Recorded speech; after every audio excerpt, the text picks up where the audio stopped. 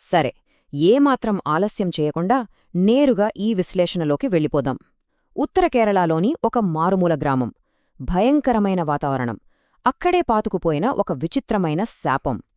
ఈరోజు మనం ఈ మంజక్కాడు యక్షినికి సంబంధించిన భయానకమైన మరియు ఎంతో ఆసక్తికరమైన వాస్తవాలను డీకోడ్ చేయబోతున్నాం. ఒక 100 ఏళ్ల నాటి గ్రామ ఒప్పందం సడన్గా ఉల్లంఘించబడితే ఏమవుతుంది? ఇది ఊరికే అడుగుతున్న ప్రశ్న కాదు. ఇది నేరుగా ఆ గ్రామంలోని భయానక మానసిక వాతావరణంలోకి మనల్ని తీసుకెళ్లే ఒక గేట్వే. ప్రకృతికి, మానవులకు, అలాగే మనకు ఏమాత్రం అర్థంకాని అతీంద్రియ శక్తులకు మధ్య ఉన్న ఆ అదృశ్యరేఖ చెరిగిపోతే పరిణామాలు ఎంత భయంకరంగా ఉంటాయో ఇప్పుడు మనం చూడబోతున్నాం. ముందుగా మంజక్కాడు. ఇదొక అత్యంత భయంకరమైన గ్రామం. ఆ గ్రామం ఎంత ఒంటరిగా, ప్రపంచానికి ఎంత దూరంగా ఉంటుందో చూస్తే ఇది కాసర్గోడ్ జిల్లాలో పశ్చిమ కనుమల అంచున విసిరేసినట్లుంటుంది. అక్కడ 100 ఏళ్ల నాటి ఒక పురాతన భగవతి ఆలయముంది. అసలు మెయిన్ రోడ్ నుంచి ఈ గుడికి వెళ్లాలంటే దట్టమైన పనస చెట్ల మధ్య సుమారు 2 కిలోమీటర్ల పొడవైన ఒక మట్టిదారి గుండా వెళ్లాలి. ఆ దారి ఎంత దట్టంగా ఉంటుందంటే మిట్ట మధ్యాహ్నం కూడా సూర్యకిరణాలు ఆ చెట్ల ఆకులను చీల్చుకొని కిందకు రాలేవు. అంటే ఆ భౌగోళిక అమరిక కూడా బాధితులని కావాలనే ఒంటరి చేయడానికి ప్రకృతి పన్నిన ఒక వలలాగా ఉంటుంది. ఆ దట్టమైన దారిలో అత్యంత కఠినమైన ఒక నియమం ఉంది. అదేంటంటే అమావాస్య రోజు ఎవరూ ఆ దారిలో నడవకూడదు. ఇది కేవలం పెద్దవాళ్లు చెప్పే ఊరికే హెచ్చరిక కాదండోయ్. ఆ ఊరి జనం రక్తంలో తరతరాలుగా పాతుకుపోయిన భయమది. ఆ చీకటి దారిలో అమావాస్యనాడు ఏదో భయంకరమైనది సంచరిస్తూందని వాళ్ల ప్రగాఢ విశ్వాసం. కాబట్టి ఎట్టి పరిస్థితుల్లోనూ ఆ నియమాన్ని బ్రేక్ చేయడానికి వాళ్లు సాహసించరు. ఇప్పుడు ఆ యక్షిణి గురించి, ఆమె పెట్టిన నియమాల గురించి మాట్లాడుకుందాం. ఇక్కడ జరుగుతున్నదేదో ర్యాండంగా చేసే దాడులు కావు. దీనికంటూ ఒక పక్కా పద్ధతి ఉంది. ఇది మనకు అద్భుతంగా వివరిస్తున్నదేమిటంటే, గ్రామస్తుల రక్షణకు ఆ యక్షిణి రాజ్యానికి మధ్య ఉన్న స్పష్టమైన తేడా. ఆ 100 ఏళ్ల నాటి ఒప్పందం ప్రకారం చీకటి పడ్డాక గ్రామస్తులు ఇళ్లల్లోనే ఉండాలి, గడపల దగ్గర పసుపు గీతలు గీయాలి, నూనె దీపాలు వెలిగించాలి. ముఖ్యంగా బయటనుంచి పిలిచే గొంతులని పొరపాటున కూడా లోపలికి ఆహ్వానించకూడదు. ఎందుకంటే ఆ యక్షిని తన 2 కిలోమీటర్ల రాజ్యంలో అమావాస్యనాడు స్వేచ్ఛగా తిరుగుతుంది, ఇష్టమైన వాళ్ల గొంతులను అచ్చం దించుతుంది. కాని మనం పిలిస్తే తప్ప ఆమె లోపలికి రాలేదు. రక్షణకు, వినాశనానికి మధ్య ఉన్న ఈ చిన్న గీతను ఇది పర్ఫెక్ట్గా చూపిస్తోంది. ఇంతకీ యక్షిణి అంటే ఏమిటి? ఈ సందర్భంలో యక్షిణి అంటే ఒక నిర్దిష్టమైన ప్రాంతానికే పరిమితమైన ఒక అతీంద్రియ శక్తి. ఇది నేరుగా భౌతికంగా మనమీద దాడి చేయదు, మన మైండ్తో ఆడుకుంటుంది. అత్యంత సన్నిహితుల గొంతులను మక్కీ కాపీ చేసి మనల్ని మానసికంగా గందరగోళపెట్టి తన దారిలోకి లాక్కుంటుంది. భౌతికంగా హింసించడం కన్నా మానసిక దాడి చేయడమే దీని అసలైన ఆయుధం. ఈ రూల్స్ దాటితే ఏం జరుగుతుందో చెప్పడానికి మనోహరన్ అదృశ్యం ఒక పర్ఫెక్ట్ ఎగ్జాంపుల్. మనోహరన్ మాయమైన ఆ రాత్రి అసలు ఏం జరిగిందంటే, సాయంత్రం 7 గంటలకు తను తన భార్యకు ఫోన్ చేసి మరో 10 నిమిషాల్లో ఆ మట్టి దారిలో ఇంటికి వస్తున్నా అని చెప్పాడు. అంతే. మరుసటి రోజు ఉదయం చూస్తే ఆ దారిలో అతని ఆటో అనాథగా వదిలేసి ఉంది. మధ్యాహ్నం పోలీసులతో కలిసి వెతికినప్పుడు ఆటో పక్కనే అతని పాదముద్రలు కనిపించాయి. కాని ఇక్కడే ఒక ట్విస్ట్. ఆ ముద్రలు అతను భయంతో పరుగెత్తినట్లు చూపించడం లేదు. ఎవరో పిలుస్తుంటే అలా హిప్నటైజ్ అయినట్లు చాలా నెమ్మదిగా అడవిలోకి నడిచి వెళ్ళినట్లు స్పష్టంగా తెలుస్తోంది. మనోహర ఫోన్ కట్టయ్యే కొద్ది క్షణాల ముందు మనోహరన్ ఫోన్లో వాళ్ల ఆవిడకు వెనకనుంచి వినిపించిన గొంతు ఇది. గమనించండి, ఫోన్లో ఒకవైపు మాట్లాడుతున్నది ఆవిడే, కాని మనోహరన్ను వెనకనుంచి పిలుస్తున్నది కూడా అచ్చం ఆవిడ గొంతే. అంటే ఆ శక్తి కరెక్ట్గా ఆ టైంకి అతని భార్య వాయిస్ని కాపీ చేసి అతన్ని మెంటల్గా కన్ఫ్యూజ్ చేసి తీసుకెళ్ళిపోయింది.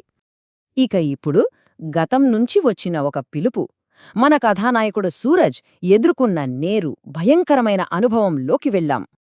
ఇప్పుడు ఇక్కడ నిజంగా అత్యంత ఆసక్తికరమైన విషయమేమిటంటే ఆ అడుగుల చప్పుళ్ల మధ్య ఉన్న వ్యత్యాసం.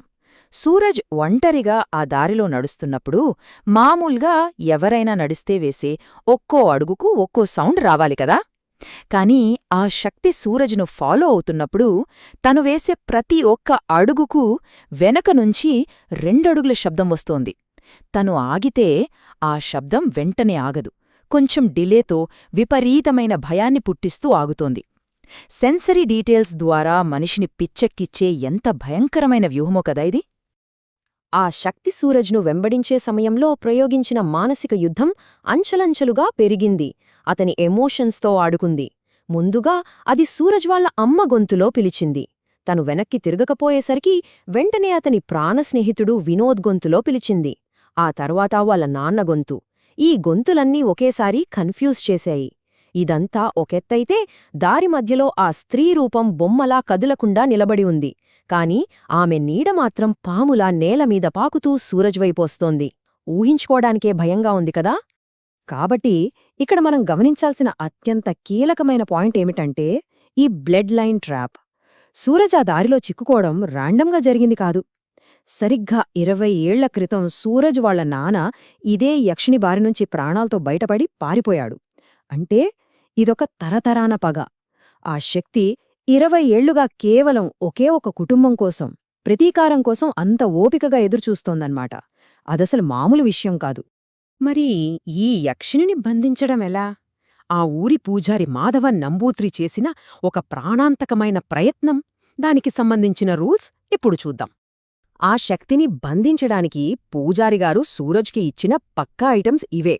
ఆ దుష్టశక్తిని వెనక్కి నెట్టడానికి ఒక ఇనుప త్రిశూలం, పవిత్రత కోసం ఒక పసుపు దారం, ఆధ్యాత్మిక రక్షణను ఇచ్చే పవిత్రమైన భస్మం, అలాగే ఆ శక్తిని బంధించే మంత్రం రాసి ఉన్న ఒక పాత తాళపత్రం. ఈ క్లిష్టమైన ఆచారానికి ఈ వస్తువులు ఎంత అవసరమో మనకు ఇట్టే అర్థమైపోతుంది. ఆ క్రతు సక్సెస్ అవ్వాలంటే అక్షరాల ఈ నియమాలు ఫాలో అవ్వాలి. స్టెప్ 1, ఆ దారిలో ఎక్కడా ఏమాత్రం ఆగకుండా నడవాలి. స్టెప్ 2, ఆ మంత్రాన్ని నాన్ స్టాప్గా చదువుతూనే ఉండాలి. స్టెప్ 3, ఆ శక్తి దగ్గరకు రాగానే చేతిలో ఉన్న ఇనుప త్రిశూలాన్ని గట్టిగా నేలలో పాతాలి. స్టెప్ 4, పసుపు దారంతో ఒక రక్షణ వృత్తం గీయాలి. ఇక లాస్ట్ అండ్ ఫైనల్ స్టెప్ 5, పొరపాటున కూడా ఆమె కళ్లలోకి చూడకూడదు. ఏ చిన్న తప్పు జరిగినా సూరజ్ ప్రాణాలతో పాటు వాడి ఆత్మ కూడా గాల్లో కలిసిపోవడం ఖాయం. సూరజ్ ఆ వృత్తం గీసేసిన తర్వాత సరిగ్గా ఆ గీత అంచున నిలబడిన ఆ శక్తి తన ఆఖరి అస్త్రాన్ని ప్రయోగించింది. నన్ను చూడు, నేను చాలా అందంగా ఉంటాను, ఒక్కసారి నన్ను చూడు. ఆ 5వ నియమాన్ని బ్రేక్ చేయటానికి, ఎలాగైనా సూరజ్ తనవైపు చూసేలా చేయటానికి ఆమె పెట్టిన టెంప్టేషన్ ఇది. ఒక మనిషి మనోనిబ్బరానికి ఎదురైన అతిపెద్ద పరీక్ష ఇదే అని చెప్పొచ్చు. ముగింపుగా ఆ మట్టిదారిలో ఏం జరిగింది? బంధించబడింది, కాని నాశనం కాలేదు. మనం ఖచ్చితంగా గుర్తుంచుకోవాల్సిన విషయం ఇదే. ఆ మట్టిదారిలో సూరజ్ గీసిన ఆ చీకటి వృత్తంలోనే ఆమె శాశ్వతంగా బంధించబడిపోయింది. కాని ఆమెకు చావులేదు. అనంతమైన సమయం, విపరీతమైన ఓపిక ఆమె సొంతం. ఎవరైనా అమావాస్య రాత్రి మళ్లీ ఆ దారికి రాకపోతారా? తన పిలుపు విని పొరపాటున వెనక్కి తిరిగి చూడకపోతారా అని ఆ చీకట్లో ఆమె సైలెంట్గా వెయిట్ చేస్తూనే ఉంటుంది. ఇక విశ్లేషణను ముగించే ముందు మీకొక చిన్న ప్రశ్న. ఆ దట్టమైన చీకట్లు, గతం నుంచి మీకు బాగా తెలిసిన, మీకత్యంత ఇష్టమైన ఒక గొంతు మీ పేరు పెట్టి పిలిస్తే వెనక్కి తిరిగి చూడకుండా నిజంగా మిమ్మల్ని మీరు కంట్రోల్ చేసుకోగలరా? ఒకసారి ఆలోచించండి. ఈ ప్రశ్న వెనుక ఉన్న ఆ మానసిక సంఘర్షణే ఈ కథను ఎప్పటికీ గుర్తుండిపోయేలా చేస్తుంది.